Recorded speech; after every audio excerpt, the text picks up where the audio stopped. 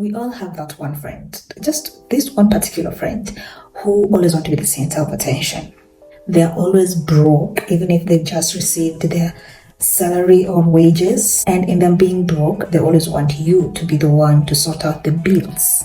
They're also the same people who eat the biggest bill, like the largest bill. They always think that the world owes them something. They always think that the world revolves around them, and those who are close to them are supposed to be serving them or kneeling to them or being there for them, not knowing that even those who are around them have their own things to deal with.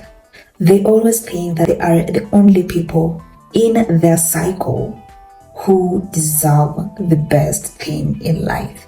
And if a friend of theirs gets the best or gets something that they deem to be the best, always brings out the worst in them. Hello everybody, welcome to another episode where we are doing a story time, but it's not really story time. We are just talking about the toxic people who are in our cycle, especially in the friend zone cycle. These people could be our downfall. We as friends, at times we tend to be blindsided by their characteristics or their characters, and we end up just ignoring them and saying maybe that's just them being them. But in real sense, these are toxic people, and when given a chance, they can stab you in the back in the least of the time that you expected. These are the people who will sell you out for a cent just because that cent can help in some way. Let's dive in and see these characteristics, because let me tell you, I have been in this world long enough to know that our generation is more toxic than our mother's generation and our grandmother's generation. So if I tell you, please be careful with whomever you put in your life. I've had experiences that I think I should have looked out for, but I'm the good girl. I'm like the most kind-hearted person. Number one, they are always comparing themselves to you. And these are the terms that they use. If I was you, if I was given that opportunity you got. Let's say, for instance, you went for a job interview and the offers that you were being given were not per your standard, and you decide to turn down the job. You come back, tell your friend, and then they use the term, if I were you, I would have accepted the job. I think it's also someone trying to live your life, or someone just being totally jealous. And that is the riskiest thing, to have someone close to you who you call a friend being jealous of you. Like, friends should be happy for other people's achievements. Unfortunately, we are in the world and we have human beings, and that is literally impossible. In our family, we have this saying that we say, oh, that thing is impossible. So it is impossible. Number two, they are always complaining about everything and anything. I had this friend, and before they got this job, they used to complain to me about the job that they are in is not really doing well for them, because unfortunately, they had responsibilities. I'm going to put responsibility in quotes, because I later realized that she was just after her own stomach. They came to me and I told them, okay, go to websites, look for a job, apply for it. They had a qualification in medicine, so that is pharmaceutical, Jesus Christ, pharmacy. So I told them to apply, and just by my word, the next day they were called for an interview. They went for the interview, came back, told me they got the job. I was the happiest, because I really love when my friends rise, when my friends get what they want. And after that, we had a little celebration and they resumed work.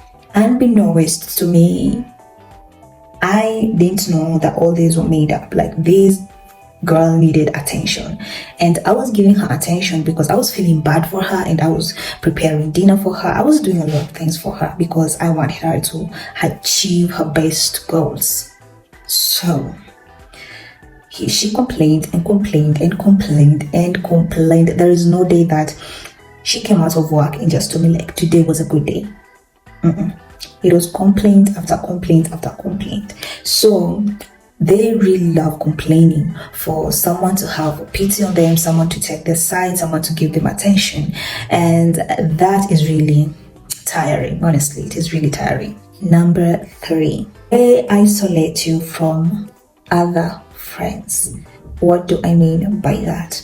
Let's say you have a plan to go and see your other friends, because we're going to be honest here. There are those friends who don't know other of your friends, and there are those friends who don't know other of your friends. So you always have time to have different friends which you met at different circumstances. So when you try to make plans with the other one, now the toxic one, that when you tell like, oh, I'm going to see some of my friends, and that is the time now that they have plans for you. Before they didn't have plans, but now since you're now going to meet these other friends, now they have plans including you. You get what I'm saying? Number 4, they always have an experience of what you've experienced. For instance, let's say, this is a funny example. I was thinking it over my head and I was laughing, but maybe it won't be funny for someone else. Let's say, for instance,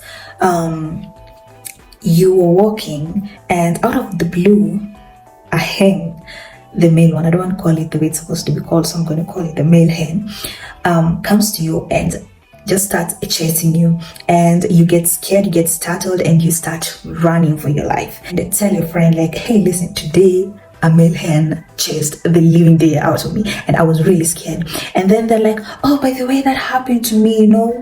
You get the gist, right? This experience, they had it at the time, different time zones, same experience with the same characters. Number 5, they always try to put you down in front of their friends. At one point or another, they will either meet your friends, the ones that you met in different circumstances, and maybe they will be friends, and you meet their friends. Now, their friends know them, right? And they will always try to put you down, belittle you, talk down at you whenever they are with their friends. For instance, let's say like you have a friend, like a boyfriend, and maybe to them, that is not their standard. Like whatever is it that they're looking in a man is not your choice. You have a different choice. And then they'll be like, I wonder how you look at that guy in front of other people. Like, I wonder how you kiss that guy, you know, in front of other people.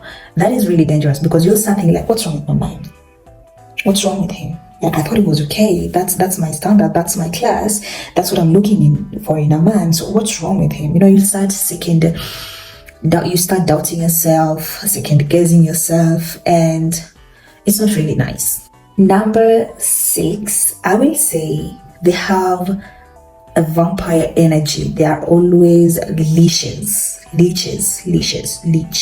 Yeah, they're always leeches. They leech on you. Vampires, they suck you out of your money, energy, friendship. Like, they just suck everything out of you. For instance, let's say you are that one who always like giving. Like, let's say you go out on a dinner date and they're like, oh, I forgot my wallet, so you're the one paying, and then you realize this is a character, so you just say like, well, let me just go and be paying the bills, let me just go and footing the bills, because I know we want to be here having her wallet all the time. And they are always the ones suggesting you guys to go out, and they always have this thing: pay today, I'll pay tomorrow.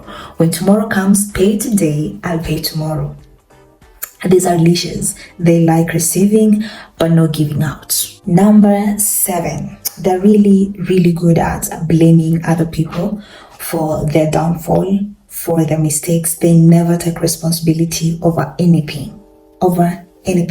They don't take responsibility. Instead of taking responsibility, they will look someone to blame on whatever happened. If it is you that happened when you were around, they'll have these words like, why didn't you stop me? Why didn't you tell me? I didn't know. yet they're just oblivious of everything. They know they should be taking responsibility, but since they're narcissists, they are psychopaths, they don't see it like that. They see like the person next to them should be taking a responsibility, whether it's a dog, a cat, a hen, anything should be taking their responsibility. Number 8, they always think that people don't like them because of how better they are in life or how better they're doing in life, which is always the opposite. We all know at this point that if they're not liked, it's because of their character. They want to be the main character in everything. When friends start excluding them in activities, they start saying, well, I'm not being included because they feel like I'm the best, I'm the center of the party. And honey boo, if you're the center of the party, I swear to God, I invite you to every fucking party I'm going to. But since you're not, I'm not going to invite you, so you get the drift. You are toxic. Number 9, always want the spotlight to them. If they don't get that spotlight, they will do literally anything. They might create drama, they might create a sympathetic story where everyone will be having a pity on them, everyone will be sympathizing with them, wanting to know how they are. Like for instance, they might say like they're sick. When someone is sick, everyone wants to be close to them to know how they're doing, how they're faring, how they woke up, so that attention, if that spotlight is out, they will create anything to make sure that that spotlight is back. Number 10, which is very bizarre. I don't know how people manage to do this, but it's really out of character. They badmouth their friends, not their past friends, their current friends, to their other friends. I don't know how people come to terms with such. I don't know how people sleep at night knowing that they just ruined someone's reputation. And when you see these people, you're going to look at them and you wonder like, so she's the lady who, like for instance, let's say, or she's the lady who pooped, or she's the lady who keeps taking other people's men, or she's the lady who do this, who does that, who do. You get what I'm saying? So I don't know. I don't always get. It's always so bizarre to me. It's always so uncool, uncultured. Like someone just don't have the sympathy, the empathy. They just don't have the mindset to register that it's really inappropriate. And that, ladies and gentlemen, is the end of my video. If you have others that you feel that I did not touch into, please put them down in the comment section. Put them down in the comment section and I will read your comments. Kamaki Kamakawa.